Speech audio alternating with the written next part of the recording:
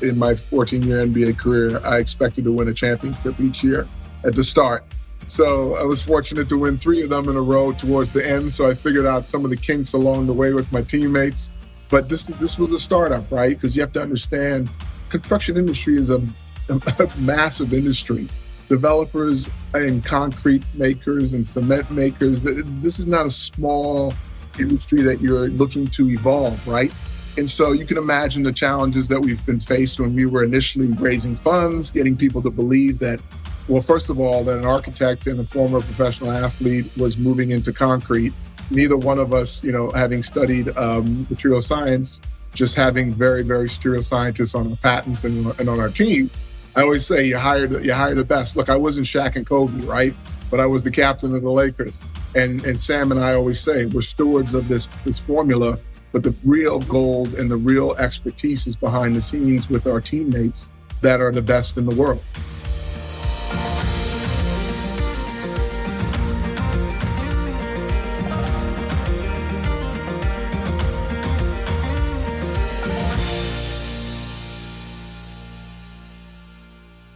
Hi, folks. I'm Conor Gaughan, and welcome to Consensus in Conversation, a podcast where we're talking to the innovators, entrepreneurs, and thought leaders who are committed to building successful businesses that also build a better world.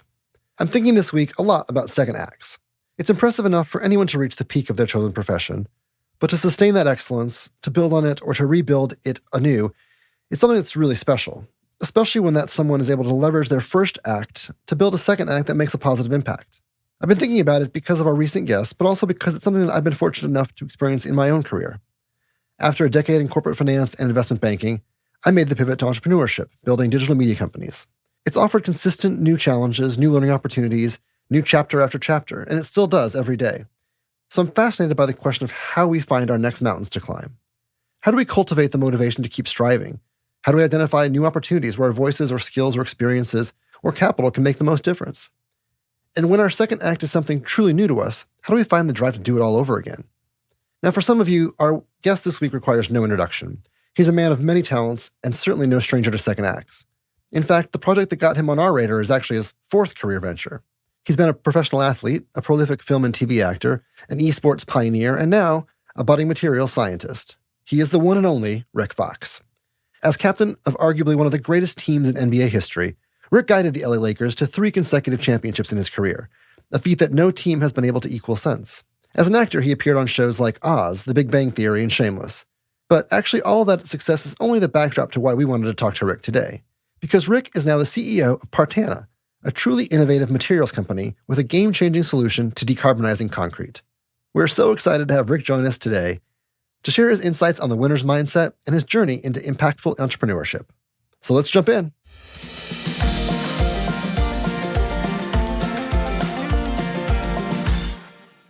Thank you so much for doing this. I'm really, really excited to have this conversation. And yesterday we had to make a little game time adjustment to the recording schedule. So I want to start with the great reason, because I'm sure there's a good story. Tell us what it's like to get called into the Prime Minister's office. How'd that happen?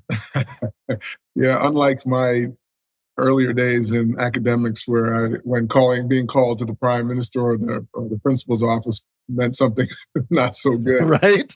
In this case, the Prime Minister really was calling me in for a congratulations and a celebration of what he and I discussed almost a year and a half ago, where he invited Partanna to come home to the Bahamas and set up innovation from the front line of climate change here in a small island developing nation like the Bahamas that's in constantly threat of hurricanes and digging ourselves out of repeated death around the results of those hurricanes. And we talked about not only calling the world out, the developing world out for its impact on regions like ours with their development, but also searching out solutions and innovations where we solve our own problems as opposed to waiting for others to save us.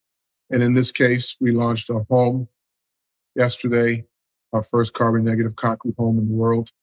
And it was a moment of celebration. He was very proud, very grateful that we were actually able to deliver on a vision that he had. And now we're excited about heading to COP28 in the UAE to follow up with what we promised we were going to do a year ago and to really showcase to the world what is possible. Amazing. We're going to get to a lot of the conversation about the product and the company, but I want to stick with the Bahamas for a second, because this is your childhood home. So this is a special homecoming, I assume. Tell us a little bit about what it was like to grow up in the Bahamas as a kid. You're assuming I can remember that far back. Well, in my case, very blessed. I grew up in a home that was filled with leadership, not only by my father in the community as an entrepreneur. He was one of the leaders in the community that fought for independence. We secured that in 1973 as a country, and he went on to lead in the community from an entrepreneurship standpoint, developing the first ice factory in the country. So I watched a man suit up and show up every day in service of his family and his business, but also the country, leading as an example of what was possible.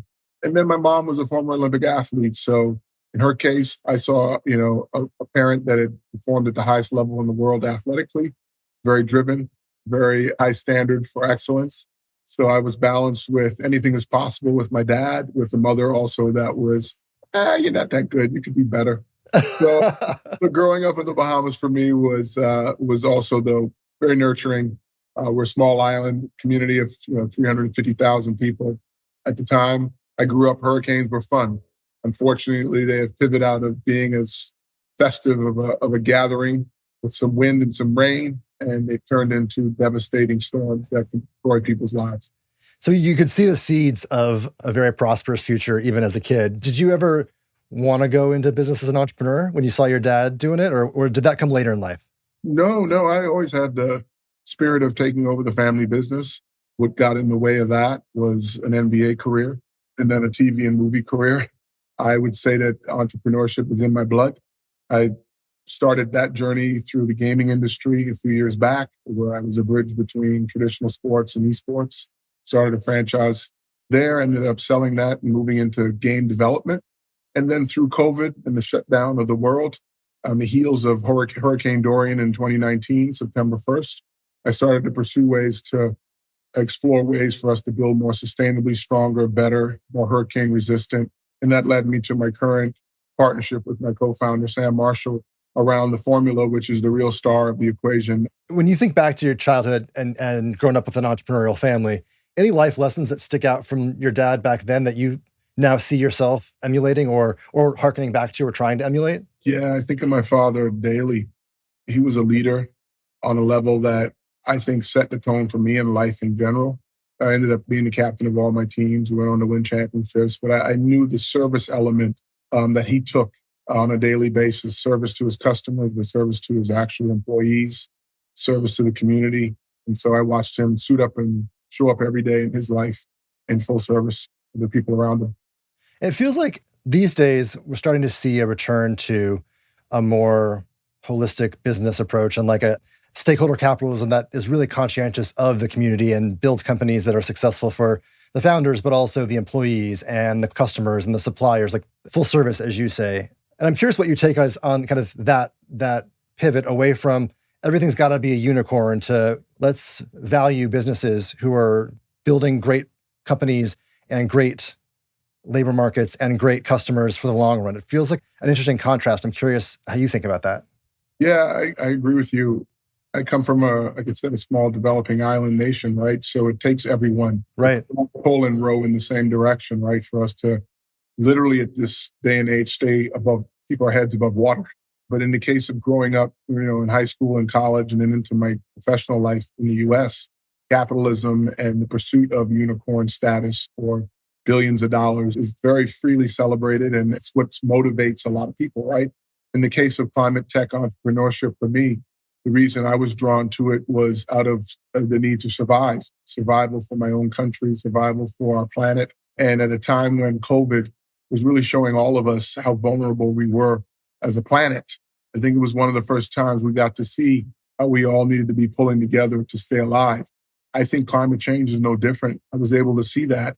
Here we are dealing with a global problem that sometimes gets debated, gets pushed off, it's talked about, we can get there in 2070, 2080.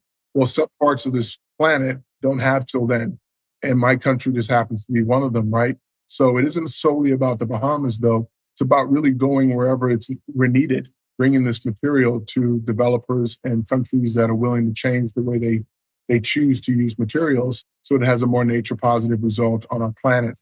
Let's go to the start of the company. So it's middle of COVID. You have this chance encounter or this encounter with your co-founder, Sam.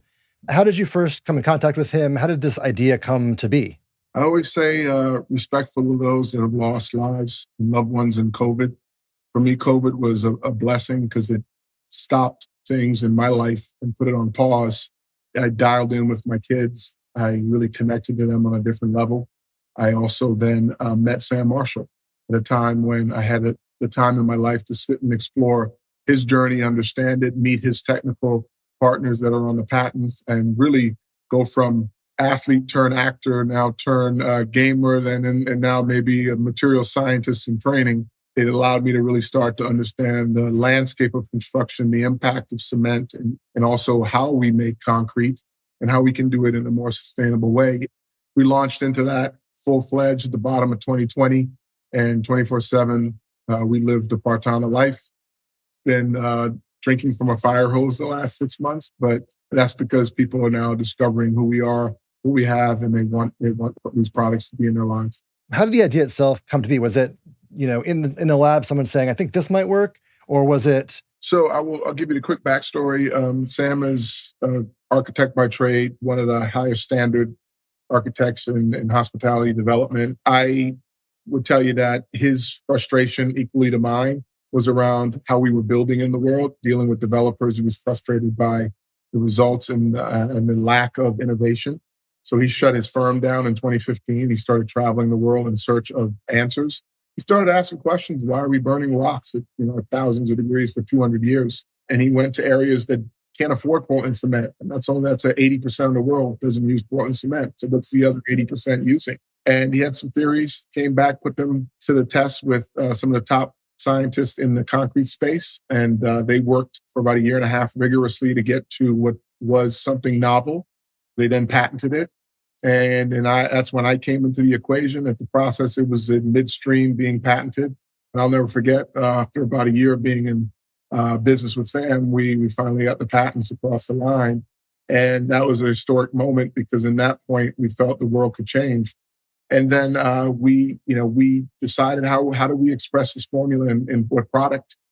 And as you can imagine, new innovative concretes are going to meet their challenges around the areas of implementation. People are used to using what they use. They're comfortable, regardless of its negativity. They want to know what is it going to cost. And most green innovations result in higher cost, right, and pricing. So that's usually a turnoff for people to deliver a bottom line. And then also just, a new formula entering the market where, traditional standards have been around for decades and hundreds of years, then it's a comfort there, right? So we decided to make pavers to begin with, because if you can sit it on the ground in a driveway and it can meet the standards of ASTM standards around strength and price, then we had our mission to pave the world. We were going to just pave the world. And that led to a broader conversation around building housing from the Prime Minister of the Bahamas, which then we took 6 months to get into proving our structural verifications and our formula at large in CMU block, which we then generated CMU blocks. And we, as of yesterday, announced our first concrete home in the world. And it meets all the standards structurally, technically. It's off the charts in that regard. We use 0 Portland cement in the foundation, in the CMU blocks, in the border. The entire house is made from our Partanna formula. So it's quite the monumental accomplishment for our company, but also I think we're excited for the rest of the world to now look at it as a possibility and an alternative to building with this material rather than traditional cement. I mean, let's start with the actual comparison to Portland cement itself. Again, I think a lot of folks are going to enjoy the basics here. It is a product that, as you mentioned earlier, has to get heated to very, very, very hot temperatures before it can bond, right? And so the consequence of that is it's emitting CO2 in the process of being created. And so you guys are different. Not only are you not heating the material to infinite degrees to get it to bond, but you're also, you guys call yourselves the concrete that acts like a tree, that you're carbon negative. How does that work exactly? So a couple points I'll make. So in our process, again, 0 Portland cement used in our creation of our concrete. We use our Partanna binder. Our Partanna binder, we get to the curing formation of concrete without any heating. We use zero energy to heat any ingredient. We cure at ambient room temperature. So we mix our formula and our ingredients together, and they cure through also the carbonation of CO2 in the process as well. And we get to the strengths that are, depending on how we dial it up or down, greater and stronger than traditional cement-made concrete. We use two major ingredients. Both are waste materials in the world. So we're not only just making positive green concrete, we're also reducing and recycling waste materials that come from two industries. One is the desalination industry that generates brine. Water is a very scarce commodity in certain parts of the world. Take the Middle East, for example. 60% of the world's desalination comes from the Middle East. So water is more valuable than oil over there. When you make concrete with Portland cement, you're using 2% of the world's fresh water to make concrete. We don't need fresh water. We use brine. So we take brine, which is the leftover waste from desalination plants that would otherwise be pumped out into the oceans, which they do. They reject it into the ocean, which destroys the seabeds. And we turn it into feedstock. We make it a positive emitting waste material. We use that as an ingredient. So we substitute fresh water. We use the brine. Because of using brine, our concrete gets stronger when it meets salt water. So if flooding happens in coastal regions where seawater hits our developments or our buildings, our material gets stronger. And then the second ingredient is slag. It's a byproduct of steel manufacturing. So as you know, with steel manufacturing, they heat up to get to the steel. There's a waste product that comes off of the steel when cooled, and that's slag. That is in landfills globally around the world, and it is a waste material that sits there. We take that and we use those two materials along with obviously some other magic and a little bit of process that we have patented to get to a carbon negative concrete. Unreal. And it positive on so many levels, right? Like every twist or turn, it's another positive impact on an existing technology. It's truly innovative in the best of ways. So you start with pavers, you got your first house on model now. I have to imagine that when a business person will look at the total addressable market, the TAM, there's infinite possibilities. Infinite. Well, we see ourselves as today solving an industry problem in construction.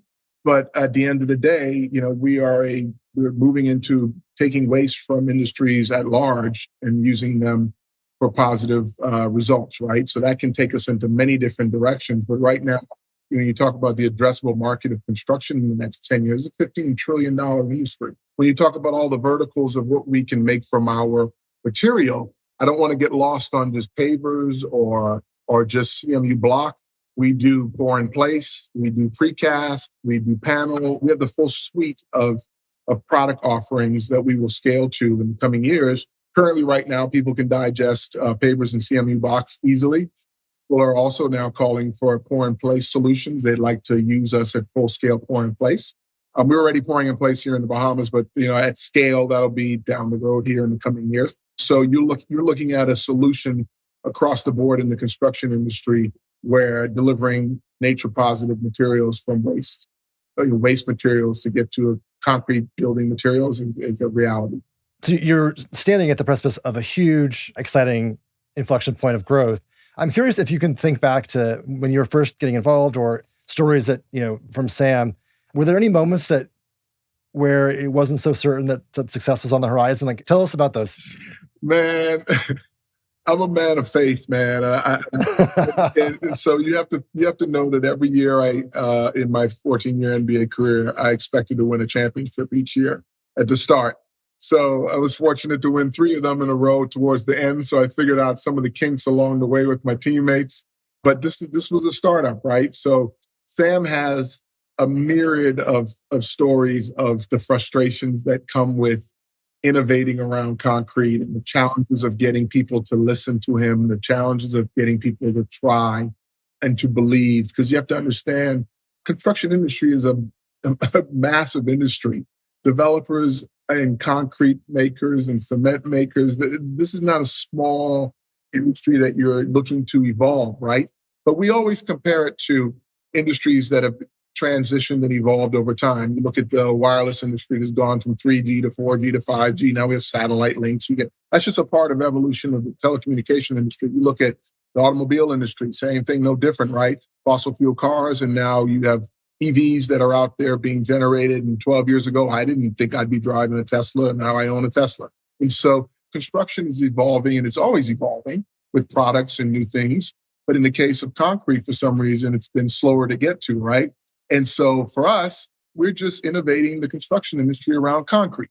And so you can imagine the challenges that we've been faced when we were initially raising funds, getting people to believe that, well, first of all, that an architect and a former professional athlete was moving into concrete. Neither one of us, having studied material science, just having very, very serious scientists on our patents and on our team. I always say you hire the best. Look, I wasn't Shaq and Kobe, right? But I was the captain of the Lakers. And Sam and I always say we're stewards of this formula, but the real gold and the real expertise is behind the scenes with our teammates that are the best in the world. I mean, if I tell you the amount of people that have tried to hire our teammates away from us, right? Because they recognize them to be the real magic in the room, right? I got the big head on the screen here, but again, it's a team effort here. Anyone that's out there that's a scientist knows when you're making concrete, there's so much that goes into it, dialing up strengths, getting to, everything that can impact. And we've gone through third-party stringent testing. So going through those testing results and getting those approvals, we've been verified by carbon bodies like Vera. And all that stuff has been 3 years of stress. And so getting to yesterday where we're announcing a home and celebrating a finished product that checks all the boxes, 3 years of really hard work. And really, I'm sure, incredibly special. Wait, you mentioned something that I want to go back to a second. I spent the first decade of my career as an investment banker, and I've been in a lot of those meetings where folks are, looking to raise money. I want to know what it was like to walk into some of those meetings, whether it was with the big private equity shops or the big venture capital shops or some of the clean tech investors. And how was the idea of concrete received? Well, the VCs get excited about the scale of a market, right? But they also get more excited about getting in early enough where they can get a good chunk of a startup for a very low price. So make no mistake, I'm learning about the timing of when people actually write checks. Yeah. For us, it's the beauty of a check being written. And at the angel round I was fortunate to have Matt Chen of Cherubic Ventures, who's been a part of a first check writing exercise that he does on some 14 unicorn companies. He just happens to have a good sense for founders, markets, and things that need to come to the world that are innovative. And he tabbed us back in 2021 and was our first check. And that check led to doubling down and then also, getting us in front of other like-minded early investors could see the potential. And really, at the end of the day, those investors really invested from a place of belief that this formula had to come to the world. We're a tight-knit investment cap table right now. It's not very long, but now the other VCs globally and really established shops are reaching out, and it doesn't matter where in the world they are. I'm talking to all of them. It's nice to now know that they see us as a valid solution in the space, and we're just going to figure out how to get to the right valuation to grow our company in the coming years. Yeah, that first domino, man, I think both psychologically makes a huge impact and gives that kind of vote of confidence, but also for, a handful of those other investors, they're all looking for the first mover. And once you see it, then folks jump in. We've had first mover status around customers that are the biggest in the world. So there's no shortage of validation from customers around our material, whether it be an example, we just won a grant from Majid Al Futtaim, which is the number one private company in the Middle East. We'll be at COP28 in their pavilion with our products. They want to put us in 3 of their developments in the Middle East and UAE. We're in 5 different giga projects in the Kingdom of Saudi Arabia. All these entities recognize the value of having us as a part of their ecosystem because they have sustainability goals. We're now in the US with people wanting to build factories in the US in the coming 2024. So all of that is taken off. You've heard about us being in the Bahamas where we're supposed to deliver 1,000 homes. So there's no shortage of customers. Again, what we're realizing is we need to scale quickly and we need to scale globally. So that's to your point. one or two of the right VCs that will come and look at, how do you scale 3 regions over the next 3 years? I think Larry Fink has said it. A bunch of folks in the financial sector have said it. The next set of billionaires really will come from clean tech and green tech. These are the problems that the world's trying to solve, and if they are solved successfully, they will yield huge returns for investors. So there's obviously an investment case for a lot of these investors to get involved. And you kind of mentioned some of the major customers, but how important do you think that is the sustainability aspect is for customers? Are they looking at that first? Are they looking at the product durability first? Are they looking at the price? Like, how does that kind of equation work for your customers, you think? I always tell people that ask me, who is your customer? I say, look, we're business to business right now, but if I had a business to consumer product, I think it would fly off the shelves simply because the generation that's demanding sustainability are now hitting the peak of their own choice, making abilities. They want their apartments, their homes, their condos to have some responsible sustainability narrative to them or consciousness to them. Whereas 3 years ago, I was talking to developers and builders, and they were like, "Yeah, green would be nice. I'm LEED certified, or I'd like to be LEED certified," but they weren't feeling the pressure yet. 3 years later, I couldn't tell you the amount of builders that are fighting for my materials that are calling, going, "Hey, can you get me 2 million CME blocks? Can you get this material here now?" Because whatever's happened in the last 3 years, it's no longer an option for them to wait. Because what's going to happen is when their development is done 2, 3 years from now, they're going to be faced with a customer that's going to be asking those type of questions. Are you LEED certified? How did you build this facility? What was your ESG rating around this? Did you take into consideration the water you used? You used concrete, and concrete is a big topic, right? Was it cement based? What other ingredients were in? People are asking these questions, and because they feel like they've been handed a planet that maybe their parents were less responsible for in their choices. And my kids are 28 and 23, and they are more conscious of this than I expected my kids to be because I didn't teach them about sustainability. I was busy being the generation that was making the poor choices, right? And so this is my accountability shift to be not only a leader in my own household, but I listen to my kids and I see where they shift in the things they talk about. And so they're proud of me today being a part of a solution to the world's problems. And I think other kids are going to be knocking on their parents, or they're going to be actually making their own choices soon, and they're going to be looking for these type of solutions. I'm curious if the 12-year-old you was sitting in the Bahamas and could see what you've done right now, could look at all you've accomplished, and specifically look at this truly innovative home that you've built. What would the young you think? Your dad was right, and your mom was right. Your dad said you can do anything in the world. You can get out there, just tackle the world. Doesn't matter you're from this little dot on the map. Don't buy into that. So I took his encouragement, and yes, I've had a big life and a big career in a lot of different fields, a lot of different industries. But my mom would say, you haven't done enough. And in this case, I know we're not going to single-handedly solve the solution around construction or climate change, but we can be one piece of the equation that's adding solutions and choices that are better and more nature positive. And I'll always be thinking about the both of them.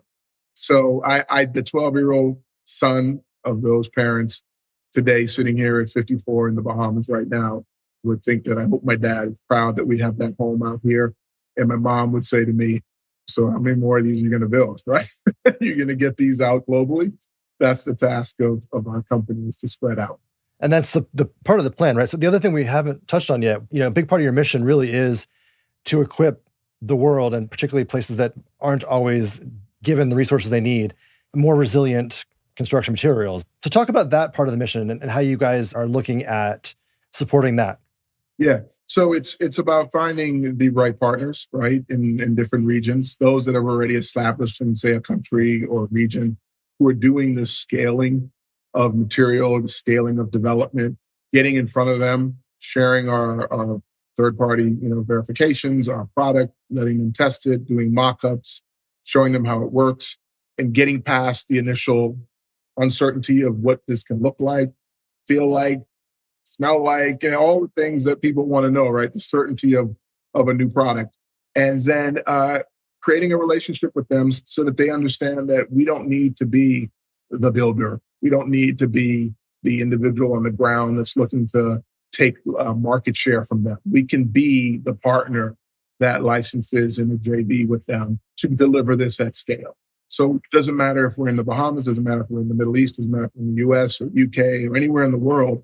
I'm having more and more of these conversations incoming now as opposed to me searching them out. And it's nice because I can very quickly attest from someone in a region based on their experience and their qualifications, whether or not they're the right partner to scale long term. Because you want to find the partners that have been doing it for the longest, and you want to align yourself with them. You want to make sure that they understand that we have a goal of getting this as wide as possible. And I have to imagine that as you scale, being a carbon negative product, you're going to start to drive some value from carbon credits as well, potentially. And so how are you thinking about that as an asset or as part of the business?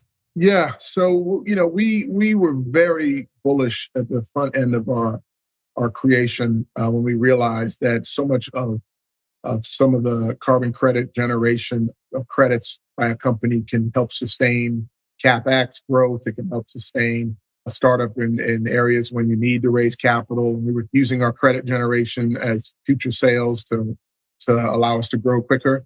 But what it sometimes does is cloud just the basic good that we do as a concrete that doesn't use cement, right? But when we talk about carbon credits, yes, every 70 CME blocks generates a carbon credit. Every 30 with the cells filled create a carbon credit. A house generates 182.6 carbon credits. So when you say, how are we using them? We obviously, as a company, want to be really smart about how we can use our credits for the redistribution of wealth in some cases.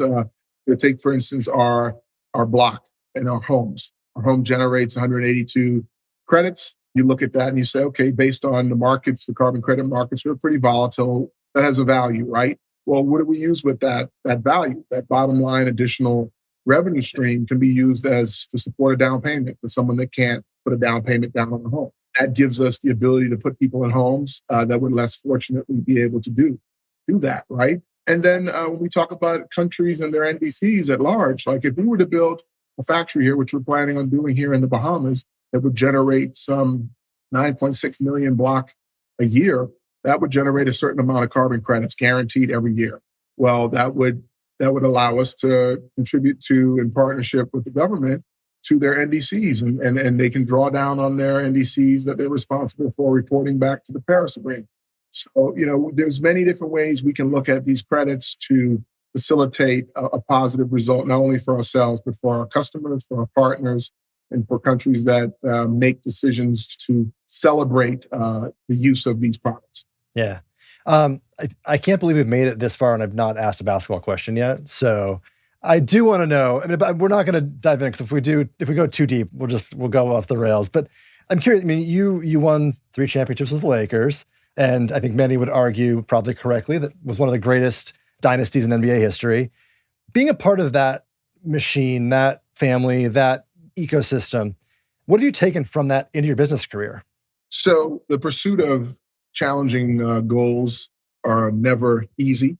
They're never graceful. There's a lot of stress and pressure that comes with the execution of that, especially in a group dynamic. Understanding how to be of service to teammates. The beauty of what I learned through the Laker experience, I learned 2 things. I had my 6 years in Boston and my 8 years in LA. 6 years in Boston was under the leadership of Red Auerbach and Larry Bird and Kevin McHale, Robert Parrish. They've won championships, some 16 championships.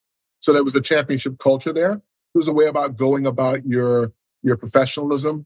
It was a way about approaching your execution that I had a snapshot of at a very young age in the NBA. And then I got to LA under Phil Jackson and played with other great players like Shaq and Kobe.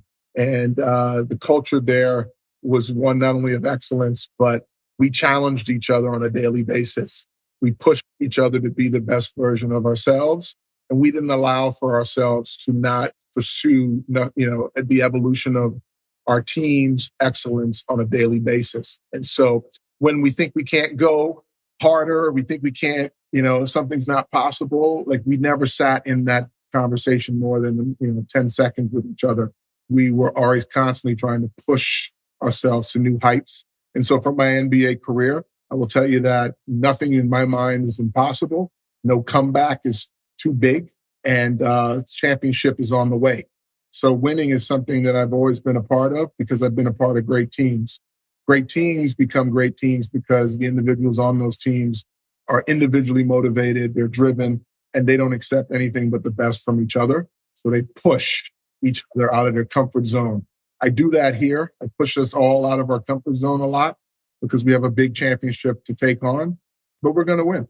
What about your other big chapter that a lot of folks know you from, your acting career? Do you ever find yourself relying on your experience as an actor in your business career? Yeah, I do. So the thing about the entertainment industry that's so different than the industry of professional sports is everything is so closed off and physical and aggressive in the sporting world. And in the acting world, everything is about being open and allowing yourself to feel and allowing yourself to listen, really listen to your surroundings with all of your senses to be able to take in the information and react to it, right? And so it's a hit the ball back and forth, right? And so when I think of what my entertainment career has given me, it's given me the ability to have a level of empathy I didn't allow for. It's allowed me to move through the corporate boardroom with a little more etiquette and a little more of an understanding that I can't just give someone a forearm in the chest or I can't knock somebody down. I have to use my verbal skills and my intellect at a much higher level. And I have to have a level of strategy, no different than the physical chess I played on the basketball court. And then from my acting career, it's just storytelling, right? So much of what a customer wants to know or an investor wants to know is, where are you going? What does this story look like? What's the world of Partanna going to be 3 years from now, right? And so really painting the picture clearly for them so that they understand not only your vision, but they understand that the vision becomes a part of their lives as well. The authenticity is key in both cases, both careers. The more authentic you are, the more you present yourself, the more people are able to understand who you are as a person. It really gives people the confidence to bet on you. And it helps that both in the entertainment industry and in the NBA, the resume of winning at the end of the day is something that I've always gotten to, no matter how difficult the road may have been. Actually, that's a great segue to the next question I have, which is, we see many, many days, the headlines are tough. They're daunting. And sometimes I think it discourages folks from believing that fighting to make a difference is worthwhile or can even be achieved. And you're someone who, like you said, no lead is ever too big to come back from. How do you keep motivated? How do you keep your team or others motivated? How would you encourage folks to find that will and that belief that we can together win as a team? What's the magic there?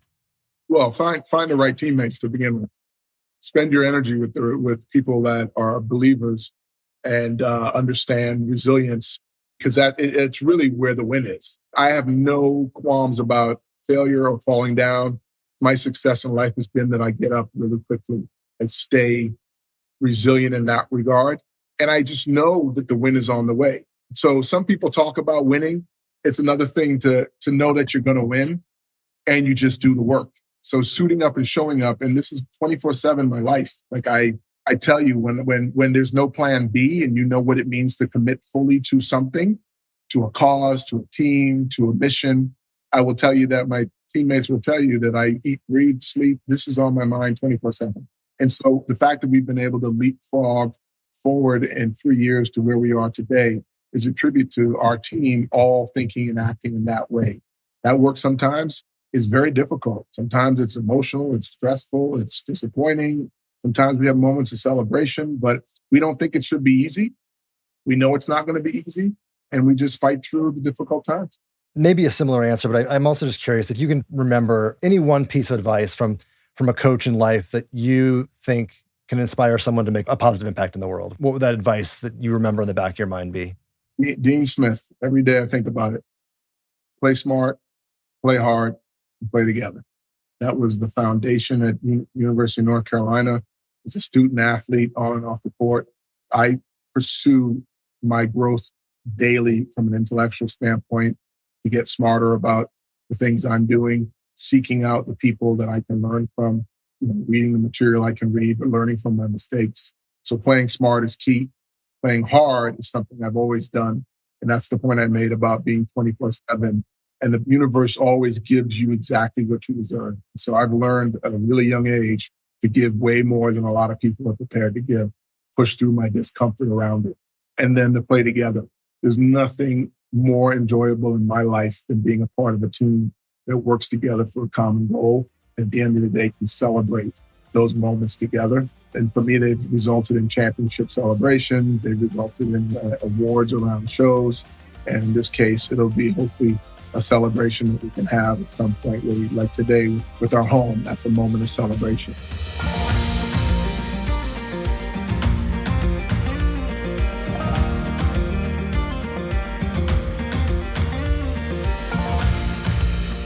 Huge thanks to Rick Fox. What an awesome interview. This episode was produced by Will Gatchell and Jeff Rott, executive produced by me with editing from Reasonable Volume. Special thanks to Consensus Creative Director Kate Tucker, Greg Hergel, and Patrick Gallagher. Consensus in Conversation can be found on Apple Podcasts, Spotify, YouTube, or wherever you listen. If you enjoyed the episode today, please leave us a like or rating. It really helps us out. And if you're interested in telling your story as a guest or just want to stay in the know, connect with me on LinkedIn.